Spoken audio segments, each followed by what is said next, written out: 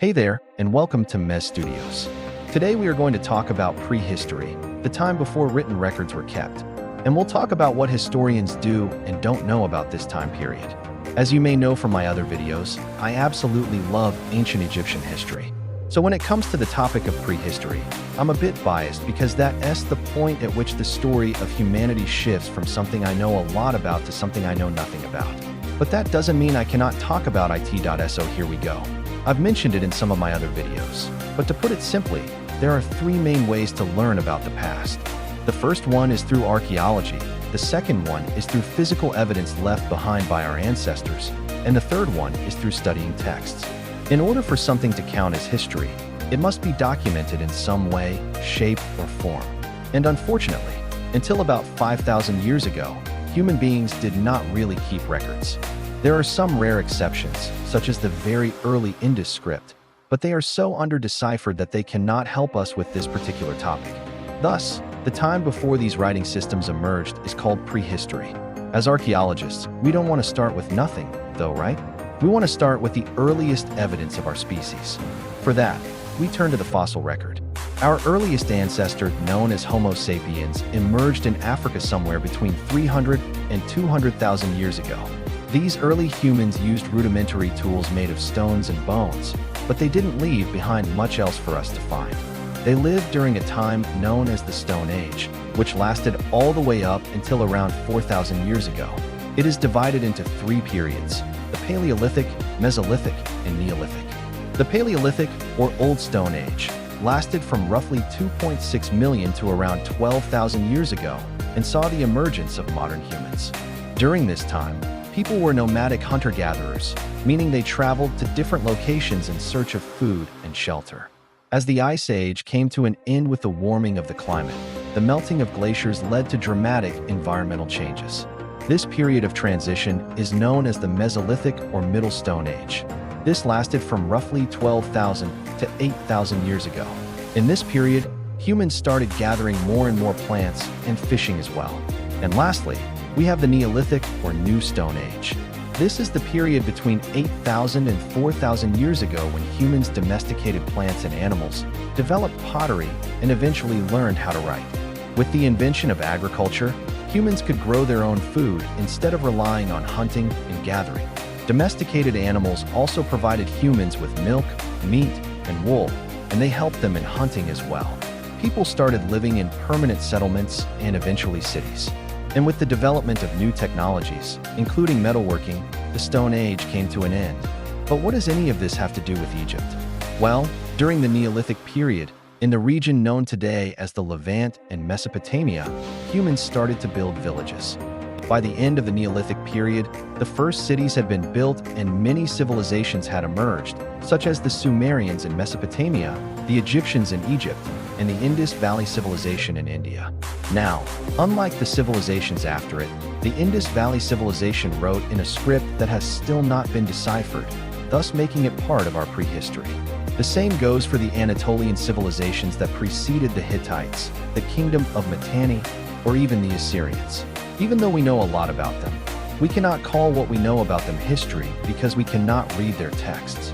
If you're an Egyptian history fan, then you probably know that ancient Egypt is considered to be the oldest civilization in the world, emerging around 3,100 BC with a continuous history spanning over 3,000 years. Ancient Egyptian history is divided into several periods based on the ruling dynasties. The early dynastic period refers to the first four dynasties and lasted until around 2700 BC. The Old Kingdom came next, followed by the First Intermediate Period, the Middle Kingdom, the Second Intermediate Period, the New Kingdom, the Third Intermediate Period, the Late Period, the Ptolemaic Period, and finally the Roman Period. However, while we consider Egyptian history to begin around 3100 BC with the unification of Upper and Lower Egypt by King Minos, the Egyptians themselves would disagree. You see, in Egyptian chronology, history actually began in 4000 BC with the reign of King Menes, who founded the first dynasty. According to Egyptian tradition, King Menes ascended to the throne in the year 0. He ruled for 63 years until his death in 2998 BC. Each pharaoh after him was given a numerical order based on the number of kings who ruled before him. So according to this system, King Tutankhamun, for example, was the 12th king of the 18th dynasty. However, Egyptologists today reject the idea that Egyptian history started in 4000 BC. Instead, they accept the traditional academic consensus that Egyptian history began in 3100 BC. So why do we care about this 1,000-year discrepancy?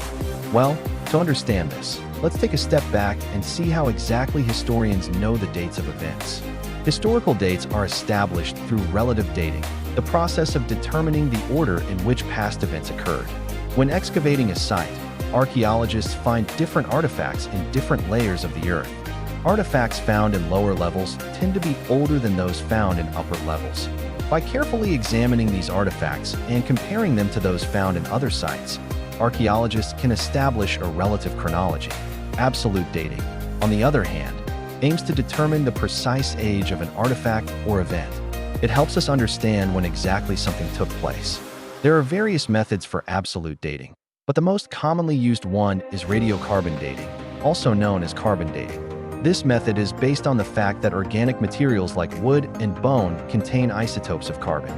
Carbon dating allows us to estimate the age of organic remains within a range of years.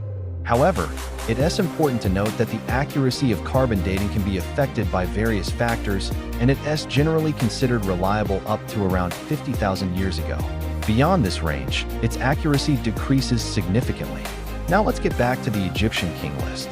The discrepancy of 1,000 years between the traditional Egyptian chronology and modern Egyptologist beliefs arose due to challenges in reconciling Egyptian traditions with archaeological evidence. Traditional Egyptian chronology dates back to the late 19th century, when scholars like Sir William Flinders Petrie and James Henry Breasted studied the Turin King list, a papyrus document containing a list of rulers from the 1st to the 13th dynasty. Through meticulous research, they managed to piece together a chronological list of Egyptian rulers stretching back to 4000 BC. On the other hand, modern Egyptologists question the accuracy of these early dates as they are difficult to reconcile with archaeological findings. Consequently, most Egyptologists now favor a starting point of 3100 BC for Egyptian history. This shift in perspective reflects the ongoing dialogue between tradition and empirical evidence that shapes our understanding of the past. So to wrap things up, prehistory refers to the period before written records existed, typically encompassing the Stone Age.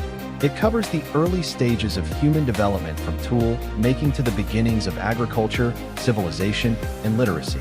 History, on the other hand, begins when humans invented writing and started keeping records of their past. Ancient Egyptian history is traditionally dated back to 3100 BC, marking the beginning of their civilization. However, it's worth noting that the Egyptians themselves believe their history began much earlier, around 4000 BC, with King Menes.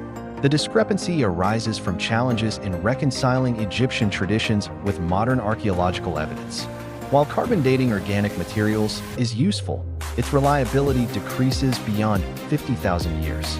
Establishing exact dates for prehistoric events can be tricky and often involves examining artifacts, comparing them to similar ones found in other sites, and using relative dating methods.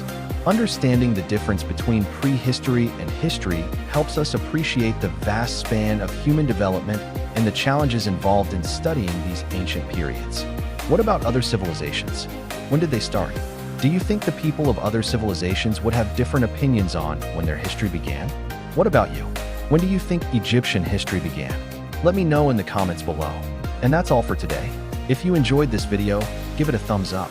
And if you haven't already, subscribe to never miss another upload. Thanks for watching, and I'll see you next time.